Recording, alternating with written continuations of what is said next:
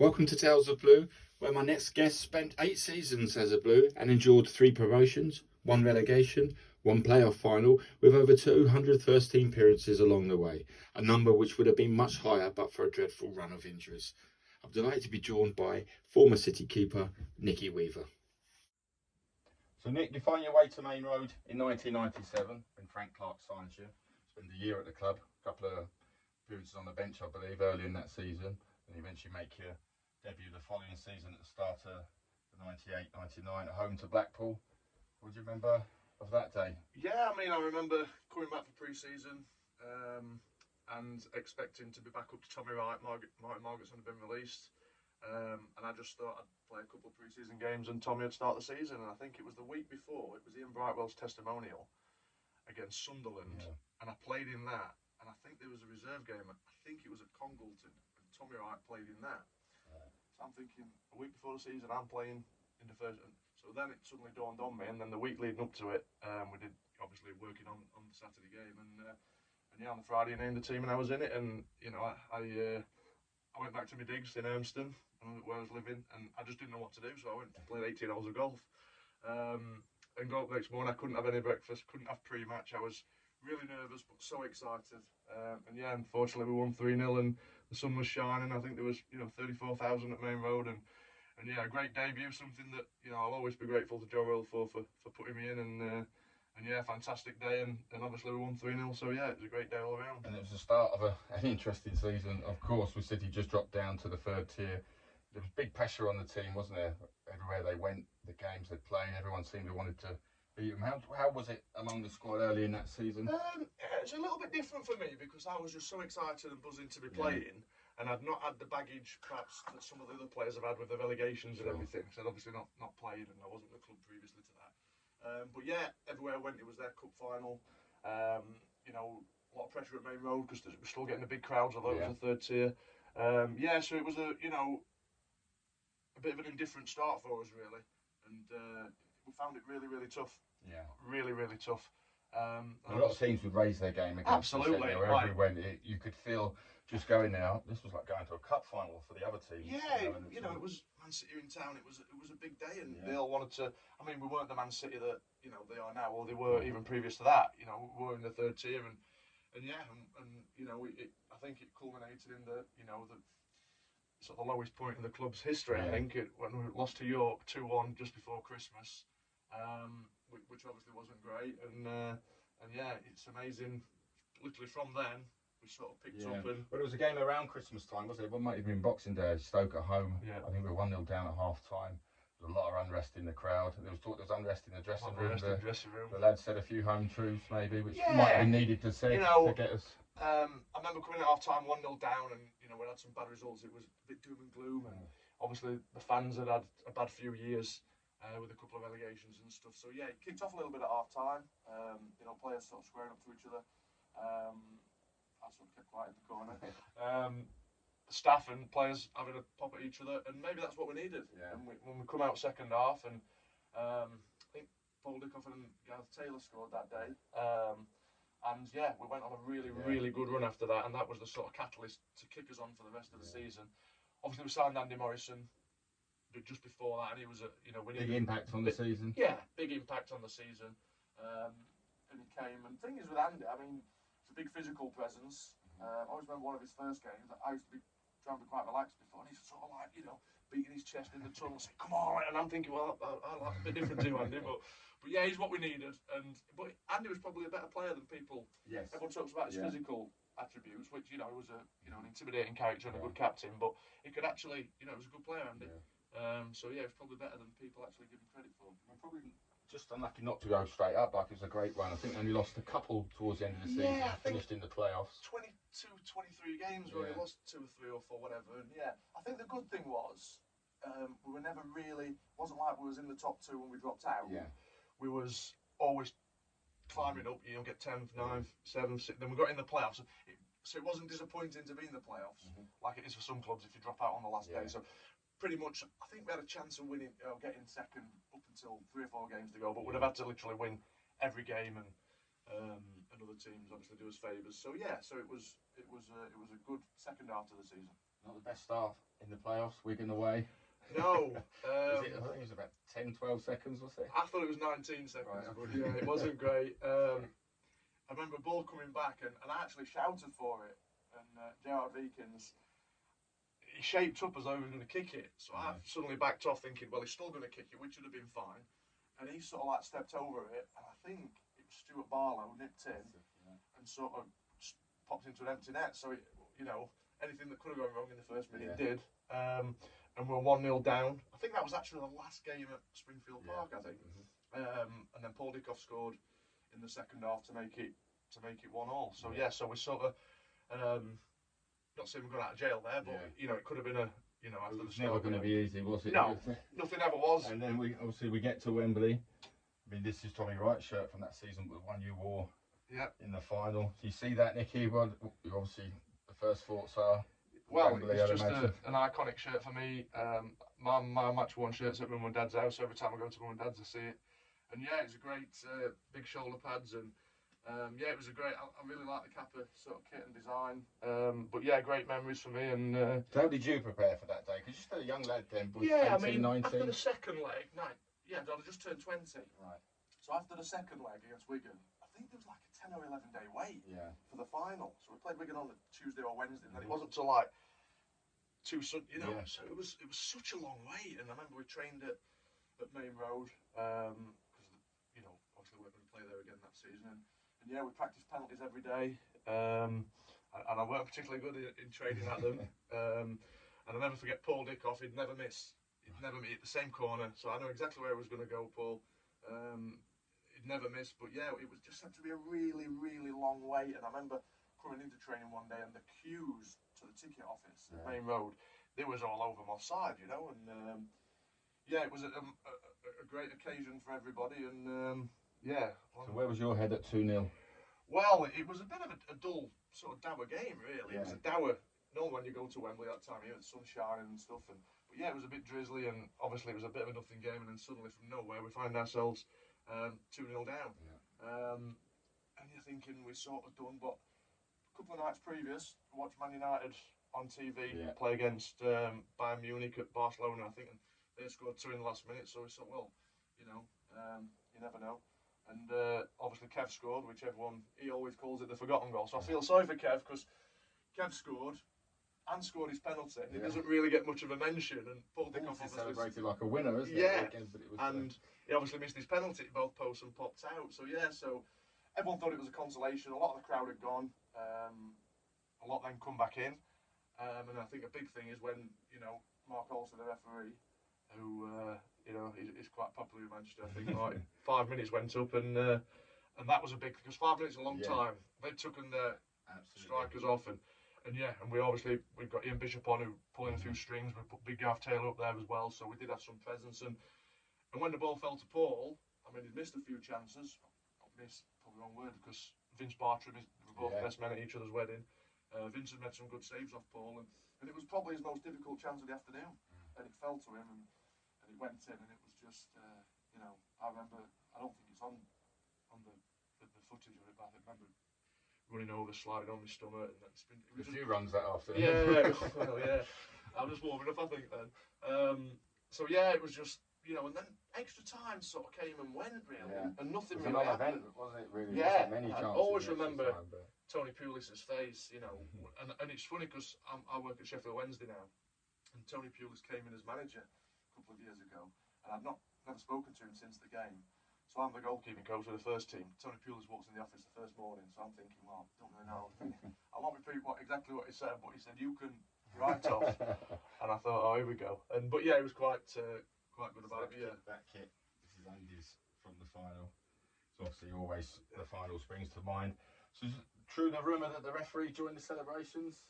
Well, I believe it might have popped in for half a pint of lager or something, but it's just when you see that kit, it's just, for me, it's an iconic kit, and I think when I go to the games now, or you watch a game on TV, because it's so striking, you do see the kit in the crowd, so it's and it was probably the only one out of the squad that was tight on the players. They were quite baggy, Andy though, but Andy filled most shirts out, I think, but it's amazing how tight the shirts have gone now, but love seeing that kit. real iconic kit, and whenever I see it, always brings a smile to my So face. 55 games for you in your first season. That's not bad for a start season. Yeah, it was a Wembley just. winner. How did you celebrate that summer? Well, it took me a good few weeks to sort of settle down. Obviously after the penalties and everything, and yeah, it was just an amazing summer, and don't think you could appreciate it at the time. Yeah. You know, I was only young, and yeah, but I remember coming back to pre-season, and you know, the club was we were sort of bouncing, like we couldn't wait to get going again. But yeah, it was unbelievable. Like I said, 55 games, and yeah, it was. I never played as many games as that again in a season. So we're going to that next season. Change your kit.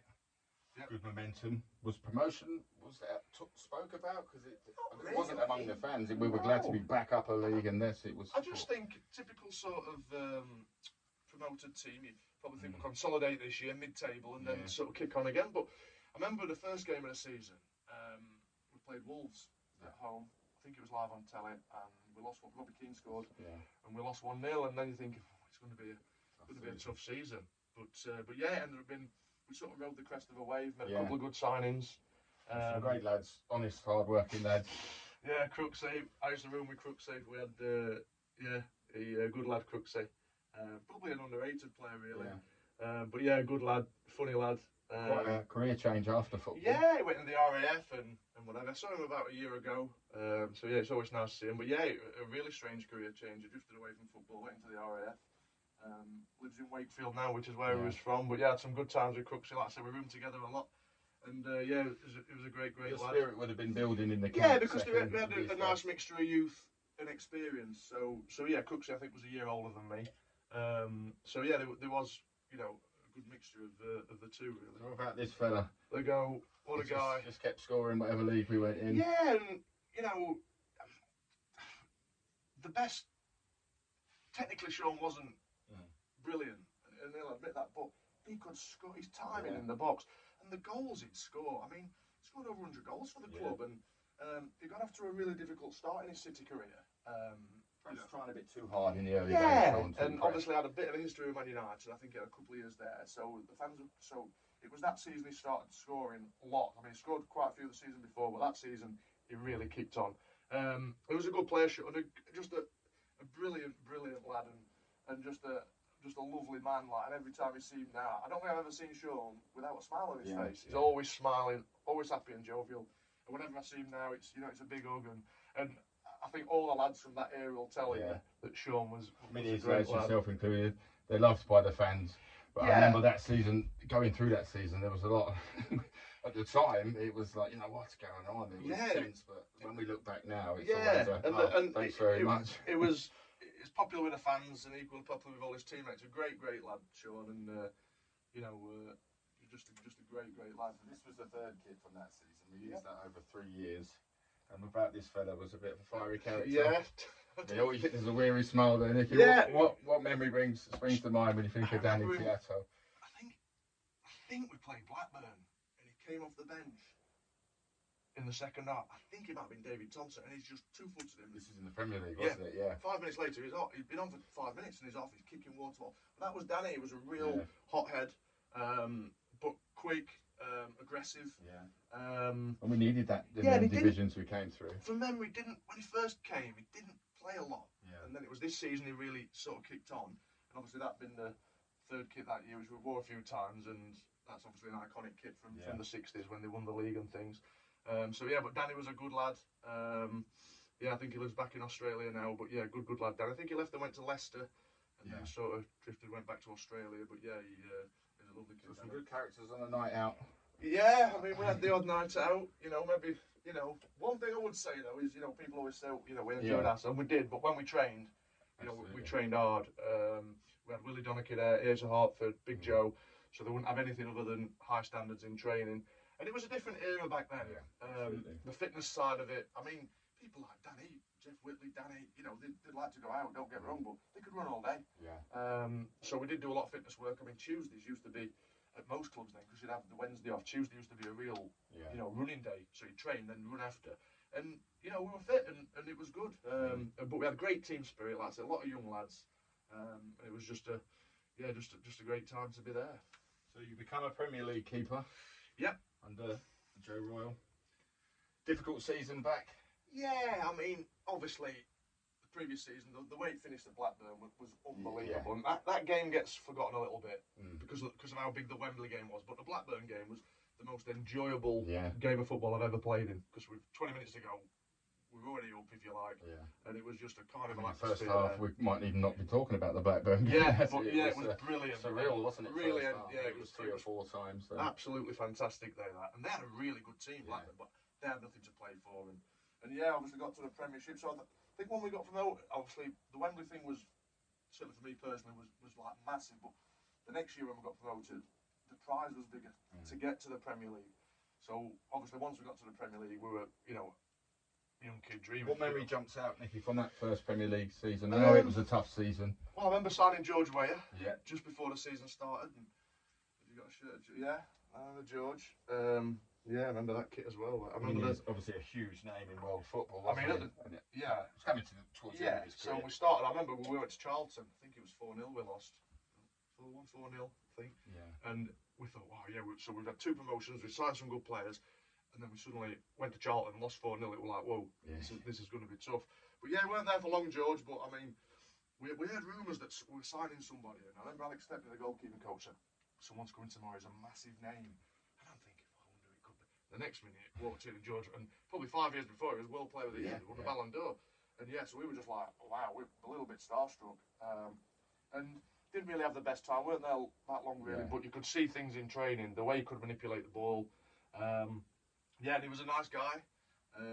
He's president of, I think so. Yeah, not too many to say they've played football with George. Yeah. No, but yeah, that's brilliant. So it was a real marquee signing at the time. So we got about Kevin. So what you ask about Kevin? He's where he smiles. I mean, he had a great left foot. He had, an absolute great left foot. Scored some cracking goals. Remember he scored, I think it was the relegation season before I started playing. We played at Wolves, and I remember him banging one in the top corner from a free kick. But yeah, just a great lad. I remember when I first signed, and I didn't know all the players, and I'm thinking, he's a bit loud, this fella. Anyway, after a couple of weeks, I thought, what a great lad he is, and yeah, really good player. Could play in a few different positions, and just a great lad. Couldn't really be serious for that long. But probably goes as a player under the radar, really. I mean, he's a fantastic servant to City. Yeah, he was there for a number of years. Signing from Swindon, and it was probably 3 or 4, probably 5 years older than me. But yeah, really good lad. Lived around the corner from me. Lovely fella. I think his daughter now is actually married to Nick Pope, the England goalkeeper. So yeah, Kev, great lad, great player. And yeah, whenever anyone ever mentions Kev, you always start chuckling a little bit. So we drop back down. Kevin Keegan comes in. What's your first impressions of Kevin when he came to the club? Another big name in football. Yeah, well, obviously his previous job before he came to City was the England job. So it was a massive name, And one thing, when Kevin did come, he could sign a player. Yeah. I mean, I think he signed. He was a draw, wasn't he? Oh yeah, Al Berkovic came. It was. I can't tell you how good. He's one of the best players I've ever played with. He was so talented. Yeah. I don't think the fans really ever saw that, Ali Benarbia came midway through that season. I remember when Ali came, he trained with us on a Friday. We were playing Birmingham. He was kind of plucked out of nowhere, wasn't he? Well, he turned up and we're like, who's this? Ali? Wow, Ali, how are you doing? Trained, we didn't do much, just a bit of shape, set pieces. And the next, Kevin Keegan named the team. He's in the team. So I think it was live on Saturday, 12 kick-off Saturday or something. Sunny day at Main Road. And by the end of the game, we all knew Ali Benarbia was. He was. I think we won 3-0, and he could do things with a football. I mean, we got him. He must have been 31, 32 by the time we got him. But Kevin Keegan, I think, had known him from when he was at Bordeaux. I think he played against him when he was Newcastle manager. I think he played against him in the Champions League. So he knew. Aware of him. And I think it was in England to sign for Sunderland. Yes, he was on his way to a trial. Yeah, and then I think Kevin Keegan got wind of the next minute he's at City and he signed, and he was a brilliant player, Ali. Yeah. So I remember, I can't play in the same team as Al Berkovic. Yeah. I think the first time they did, they played away at Barnsley on a night match, and they said, they won't be able to play together, and they just ran the game. Yeah. I think we won 3-0 that night, and Ali Benarbia, a great player, Al Berkovic, great player. Fantastic to watch, and a great season under Keegan. That's the shirt from that season, colleague of yours. Nashi, he's goalkeeping coach at Port Vale now, Nashi. We're still speak to him occasionally. Did you move your knees, Nicky, when they got wet? Well, I mean, I can't believe the size of it. And actually, was a similar size guy to me.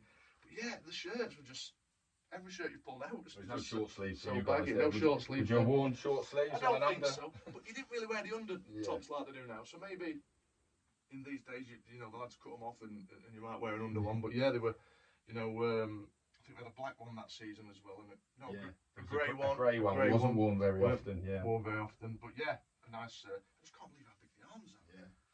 But yeah, a nice kit as well. So this guy comes in that season as well. It's a Keegan signing. Yeah, again, we've talked about Kevin Keegan was a draw, so Stuart Pearce came in. Yeah. And I never. Good influence in the dressing room. Yeah, like just. Was he as mad as they say he is? Quite quiet off the field, but he was really aggressive on the field. And I never forget the first game I played with him. We played in a friendly away at Halifax, and I got the ball and I rolled it out to Piercy. Yeah. And I rolled it sort of just behind him, and he turned around, and gave me the, biggest rollicking I've ever had. I think I must have rolled it a foot behind him. Yeah. And I never rolled it behind him again. I always made sure my roll was, perfectly in front of him. But yeah, big character. Liked his music. I went to a few gigs with him. Because I was a single lad at the time, living on my own. Piercy stayed up. He was from he was living in Wiltshire at the time, and he used to stay up. So he'd say, "Oh, do you want to?" So we went to like the Speedway, and we went to the Dogs, and he'd say, "Oh, there's a gig." So I remember going to see Oasis at the Apollo, and Status Quo. I think we went. I mean, he was into a bit more punky stuff than I was into. But yeah, so I went to a few gigs with Piercy, and then we're going to he used to have a festival at Old Trafford Cricket Ground. I think it was called Move Festival. And I was there with a couple of my pals, and my mates gave me a nudge. I looked over, and Stuart Pearce, the Stranglers were on, and Stuart Pearce at the front, so giving it some. And the mosh pit. Yeah. So he loved his music. So yeah, he was a bit of a punk rocker in his day, I think. So, did you get an injury that season? Towards the end? Yeah. That season? I'll never forget it. Start of a few that was the start of some problems for me. Yeah. Never really missed many games through injury. Yeah. And then we played. It was. You got 145 in the first 3 seasons. Yeah. Games. And then it was 5th of March 2002. Right. 3 days after my 23rd birthday, we played at St Andrews on a Tuesday night. And I remember someone having a shot from the edge of it. I dived down to my left, and as I landed, I felt something in my right knee. I thought, "Oh, I'll be okay." I got up, I thought, "Oof." And then I put the ball down to take the goal kick, and I'm thinking, I don't think I can keep this ball, but I'm thinking, well, I'll be all right. So I went to have a run up to, and then I sort of stumbled a bit, and that's when I went down. Yeah. And so I got stretchered off and went for a scan and everything, and I just sort of nicked my cartilage. Yeah. And it was 6 weeks, a little while, no problem. Anyway, I went had that operation, come back, didn't quite work, had another operation down in Crewe, both in Crewe. Come back again, and my knee flared up again, and then physios were basically saying, "You don't really know what's going on with your knee." So that's when I went over to America. And in total, I ended up having 6 operations, 5 while I was at City. I was always be thankful for City. Obviously, a big club at the time, and they paid for me because it wasn't covered in insurance if you went outside of Europe. I don't think so. I remember going over there. It was Paolo Wanchop. He was the surgeon that the Costa Rica national team used. Okay. So I remember I went, Paolo went, Alfie Haaland went. Right. Me and Alfie had the long layoff. So me and Alfie went. I remember going with Alfie together. And yeah, I had 3 operations over there, 4 in total, but 1 when I was at Sheffield Wednesday later on. And yeah, I was basically didn't really play a game for 3 years. Yeah. And it was so frustrating. I was lucky that just before I got the injury, I'd signed the new 5-year contract, so I did have time on my side. Yeah. But yeah, so lucky to have got through the injuries. I mean, it's a bit of a blur now when I look back, and I lived like a monk for. I didn't have a drink, didn't watch what I did. I thought to myself, there's a chance I might have to retire with this, and I need to do everything I possibly can to get back fit, and I don't want to have any regrets. So I did everything I could. Unfortunately, I got back fit. So you see off a lot of goalkeepers in that time, the layoff. Some big names and big shirts come in. So did you have much interaction with these guys? I know you. Yeah, so I would, because every time I'd come back, get to a certain point, and then I'd break down. But yeah, I remember. I think I was number 1 before Peter come in, and I think I got moved from 1 to 12. But I weren't going to argue with Big Pete. But yeah, so remember when we signed Peter Schmeichel, it was like wow. Yeah. I think he'd been left United, went to Sporting Lisbon a couple of seasons, went to Villa for a season, and then we signed him, and a great guy. Didn't want to get too involved with it on match day because he was so sort of focused and in the zone. But a nice guy. sort of focused and driven, and it just there's the presence of the man. Yeah. It's like, I think Peter Schmeichel changed the face of goalkeeping in this country, because when he come over and started doing this big star-shaped spread and all that, we'd not really seen that before. And then suddenly everyone wanted a 6'4" goalkeeper. But yeah, he was a good lad, Pete, and he didn't train that much because obviously he was 39ish, 40. So he'd do a little bit of handling on a Friday. He'd join in the little boxes with the lads in training, and they'd wheel him out on a Saturday, and he did really well. He did really, really well that season. And yeah, just sort of privileged really to be able to work with him. That was the 02-03 season. So the emergence of this fella at City had some sort of mixed incidents, you can call them, but was a good player. Worked hard to get into the first team. How do you remember Joey's time? Yeah, Joey, a good lad. He's a bit Marmite. I used to like Joey because he used to come round to my house for a game of snooker, and I knew which all the rolls on the table were, so I used to take a few quid off him for that. So did you get the amp for that? Oh yeah, he used to stop criticising my table and all that, and you know. But yeah, no, I remember when he was in and around, well, in the squad, and he came on I think we were away at Middlesbrough, and he was on the bench, and Kevin Keegan turned around and said, "Oh, get warmed up, you're coming on." He started looking for his shirt, and he couldn't find his shirt, and because he'd not been on the bench before, Chappie, the kit man, had only packed in one shirt, and I think at half time he'd left his shirt under his seat on the bench and gone out to have a kick about with the lads. Half time, and I think someone had nicked his shirt. So his debut was delayed because of that. So yeah, but he broke in the team, Joey, and did really, really well. He ended up getting an England cap. I think he played against Spain at Old Trafford. And yeah, so he sort of sapped everything out of his ability, if you like, because he played at a high level for a number of years. Obviously QPR and Newcastle. He went up to Rangers, Burnley. So he played in the Premier League for a long time. So and it was all, his game was based around hard work. So yeah, he did great, Joey. So we moved to the new stadium then, 03-04. Another big name in the goalkeeping world comes in. Wasn't there too long. No. It didn't quite work for David, I don't think. Maybe. No, I think he struggled with a shoulder injury, I think. But yeah, again, so obviously Peter Schmeichel had left that season. And then there was me and Nashi were still there. And we weren't really sure what was going to happen. The next minute we signed David Seaman. He left Arsenal. It was like, wow, you know, another sort of giant of a goalkeeper, if you like, and one of the best of Premier. But absolute chalk and cheese with Peter and David. Yeah. Because Peter was so in the zone and really focused, and Dave was really laid back. He'd be twiddling his ponytail and chewing his gum and his big Yorkshire accent. And and he didn't, you know, he struggled with injuries a little bit. And he was, again, sort of 39, so. But again, someone that, you know, I bumped into him a couple of years ago. It was nice to see him, and just a really, really genuinely nice guy. And then this fella comes in. Have a great career. Yeah, I mean, I think so. Schmeichel came for the season, then Seaman signed, and I think he left in the January because he'd done his shoulder. And then JMO, I was actually in America having another operation. Struggling because there's a young, is it Kevin Sterling? Kevin Sterling, guard. He played a couple of games. Arnie Harrison came in for the cup games. Cup game, yeah. And then David was so I was in America, come back and signed David James, and I think JMO should be the best goalkeeper that's ever lived, because his body, his athleticism, and his agility for one so tall was unbelievable. And I think he had 2.5 years at City, and I can barely remember him having a bad game. He was England's #1 at the time. And yeah, I got on with JMO. He was a bit different again to Pete, but I liked JMO. And yeah, it was in some of the things he could do in training. You know, it was just so much better than me, like in every, and I'm just like, wow, you know. But yeah, just another mountain of a goalkeeper. What did you call about his afternoon? A little spell up front. Did you know that was happening there? I didn't have a clue. That was bizarre. And again, that's, you know, the two things that everyone wants to talk to me about is Wembley and that. So I was on the bench. We played Middlesbrough. I think if we had to beat Middlesbrough to pick them into Europe. If it was a draw, they went in. We drew in 1-1. I think Kiki Masamba scored for us, and Jimmy Floyd scored a cracker. Anyway, so 10 minutes to go, and Tim Flowers turned around and said, Weaves, get warmed up. And I'm thinking, what? Get warmed up. Then there's talking to the manager and stuff. So I went to have a little jog, come back, and then he turned around and says, get ready, going on. And I'm sort of like, and then I saw Chappie, the kitman, pull out an outfield shirt with James 1 on the back. And I'm thinking, can't be right. So Claudio Reyna come off.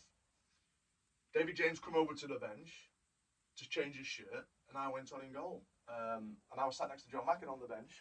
We'd paid £5 million for. I don't think he was best pleased, but I'll never forget that day because I'd not played for a while because of injuries, and obviously JMO had been there for a while, and I just remember running on, and I'll never forget the sort of that was my debut at the Etihad, and the sort of the cheers and ovation I got from the crowd when I went on was was great for me. And it was a strange atmosphere, really, because obviously JMO caused a bit of havoc up there. And we got the penalty in 92, 90, whatever it was. And, you put your house on Robbie scoring, Robbie Fowler. But Mark Schwartz has made a brilliant save, and that was that. And, if Robbie had scored that penalty, it'd have been seen as a masterclass by Stuart Pearce. Pearce gets ridiculed for it sometimes, that decision. Probably unfairly, because say if the penalty rolls in. What it did, it just unsettled them. That JMO didn't really know what he was doing. I think it was Gareth Southgate and Hugo Ekiog, I think, and they didn't know what we were doing. Yeah. It was a bit of the fans were sort of laughing a bit, and it was a bit of a carnival jokey sort of time, and it just unsettled them a bit, and it very nearly worked. And I remember after the game, going into the dressing room, and obviously everyone was really disappointed, as was I, because we qualified for Europe would have been great. But deep down, I was sort of buzzing. To get back on the pitch and what have you. So so it was a little bit bittersweet for me. Buzzing to get back on the pitch, but it'd have been even better if Robbie had scored that penalty and would have gone into Europe. So and that was the first game for girlfriend I'd ever been to. And afterwards, she's sort of like saying, "Does that happen quite regularly?" I said, "You'll probably never see that for the rest of your life." So that afternoon turned out to be this fella's last game for us.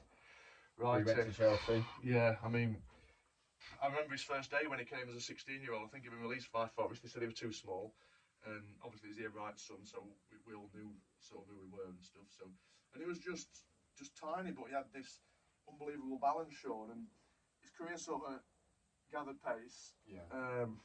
And then I remember he coming back one summer, and he just started adding goals to his game. Yeah. So, he was in and around the team. He'd play a little bit, and then he'd be left out a little bit, but he didn't really score many And then suddenly he started scoring. Yeah. And the last season, before he left to Chelsea, he was almost unplayable at times. The only fullback that I seem to remember getting the better of Sean was Ashley Cole. And I remember he used to chop it both ways. Yeah. He could ride a tackle. He'd like surf on a tackle.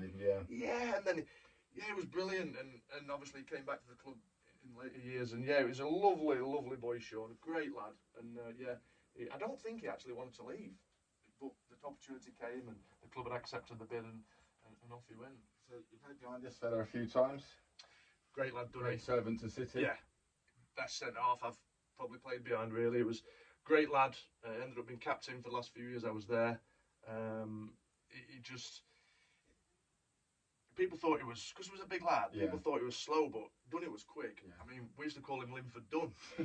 Les Chapman named him Linford, because I think we were playing Liverpool once, and Harry Kewell was like 2 yards in front of him, and Dunny just suddenly went round him. And then, so we called him Linford for a bit, and he's a great lad, Dunny. I went to his wedding out in France, and just he was one of them, Dunny. He scored a few own goals, a few past me. He could throw one in, couldn't he? But it was just a great lad, great servant to the club. And I remember we used to do all the jumping tests and stuff. And he would probably be at the bottom, but I never really see him lose a header because he'd get his body in, his timing was good, and he could play as well. Strong. And he ended up 80, 90 Ireland caps, and just a great. And he went on to Villa and did really well, and then QPR. He was a great lad, didn't he? There were some characters in around the squad. Yeah, another one, Stevie Jordan, character, one of my good mates. We ended up had a little spell at Burnley together as well. Great lad, Stevie. Had a bit of a slow start to his City career, and then he ended up playing 50 or 60 games. Remember him? We played at Man United, and he was marking Ronaldo, and not saying Ronaldo didn't get a kick, but Steve looked after him really well. Great lad. Same. I think he was 1 year younger than me, Steve, but he did really well. And he had a decent career. Good lad, Steve, and a bit of a joker, always up to. Can't tell you everything that he did, but it was always up to, certain stuff. And we had another. I'm not sure if you've got this. We had another crazy left back, Ben Thatcher. Ben Thatcher, yeah. He was.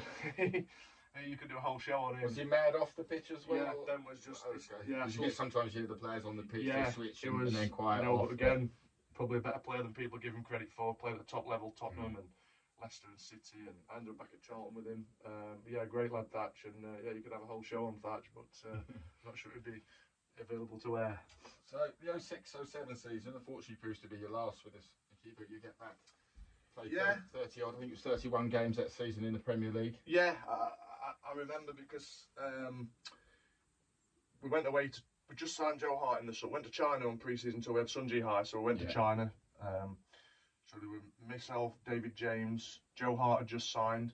Then we got back, and I remember walking in from training, and Andreas Isaksson was there, and I'm thinking, that's just the Swedish keeper, plays for Sweden. I'm thinking, oh, where's this sort of leave me? Anyway, a couple of days later, JMO went to Portsmouth.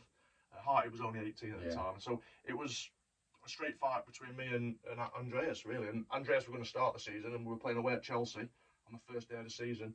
And I think he tweaked his ankle or his calf the day before, so Stuart Pearce just said, right, you play tomorrow. And I went on to play, I think, like I said, 31 games. Personal level, it must have... Yeah, from where I'd been with injuries... You could only enjoy it then. If you obviously enjoyed it from where I'd been from injuries, so been. I classed that, getting back into the team and playing that season in the Premier League was the biggest achievement in my career, because at one bit I was sort of gone, like, you know, and I had 5 operations at this point, to come back and play, and, you know, I felt I had a decent season. And we sort of did okay under Stuart Pearce that year, and I loved every minute of it, because I probably never thought I was going to play that many games again. Thought I might play the odd cup game or something, but yeah. And I always remember my last ever game was in the quarter-final of the FA Cup at Blackburn. We lost 2-0, and then he left me out after that game and put Andreas in. I think we played Chelsea on the Wednesday night, and yeah, I never played for City again, which, you know, when you play your last game, you don't know it's your last game. Was you close to agree? Because Stuart Pearce leaves at the end of the season, virtually more or less after the last game of the season. Yeah. Was you close to a new contract? Yeah, well, I'd signed a 1-year contract, so my 5-year contract had run out. Then I signed a 1-year contract for the 06-07 season, but obviously I played more games than I expected anyone else to. So I'd agreed a new 2-year contract at the club, and I was due to sign it, I think, a day or two after this. We lost at Tottenham on the last day of the season, and I was due to sign it a couple of days after that. And then Stuart Pearce got sacked, so the club said, well, we can't do it now, we just, you know, managers just left and stuff, and yeah, I went away on my holidays, coming back expecting to sign, and then the club was up for sale when Taksin Shinawatra was trying to buy it, so they had sort of no owner at the time, no manager, and, you know, the summer was going, and pre-season's approaching, and my agent saying, listen, we need to start doing something. So I spoke to a couple of clubs, and nothing really stood out, and then he rang me one night and said, you know, Alan Pardew's been on from Charlton, and he's really, really keen, we're going to talk to him. And I'll be honest, I didn't really fancy going to Charlton at the time, but I went down there, spoke to Alan Pardew, and he sort of said, right, you don't leave today without signing.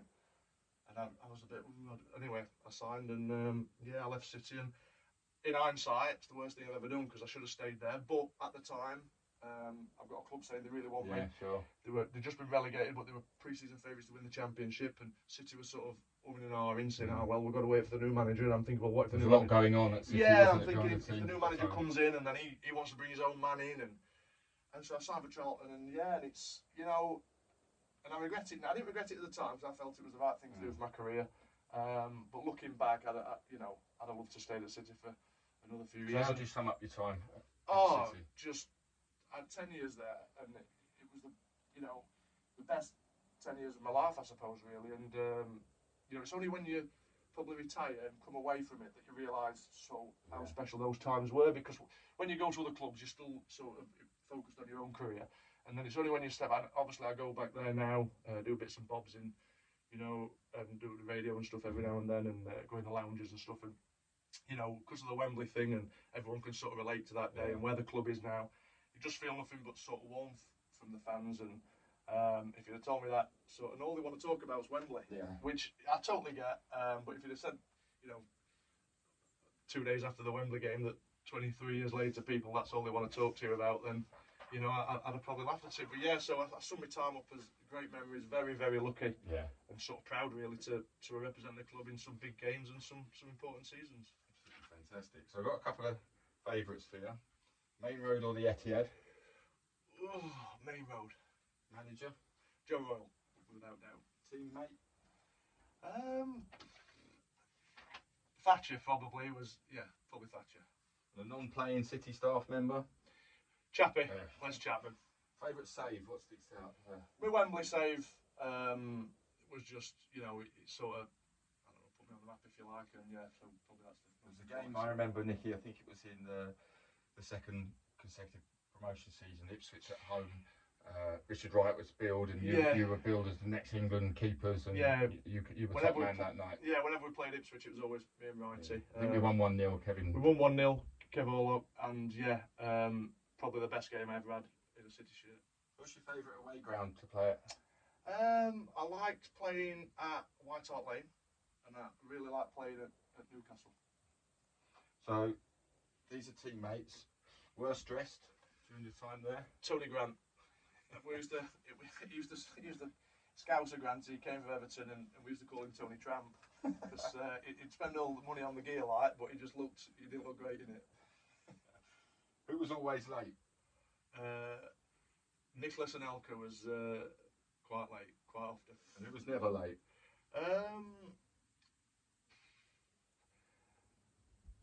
Some of the farm lads. I remember people like Bernardo Corradi and people who, you know, the Italian boys and stuff. And they're just really top professionals. But you know, most lads weren't late. But you know, Nicholas was definitely early. Who was the last one to the bar? Terry Cook, I think. I remember I lent him some money once and he never paid me back. So if Cookie watches this, he owes me some money. And which former teammate would you never play a prank on? Thatcher. If you played a prank on Thatcher, you knew something 3 times as bad were going to come back and haunt you. And the best player you've ever played with while at City? There's a few you could, you know, Sean Mark Phillips was brilliant.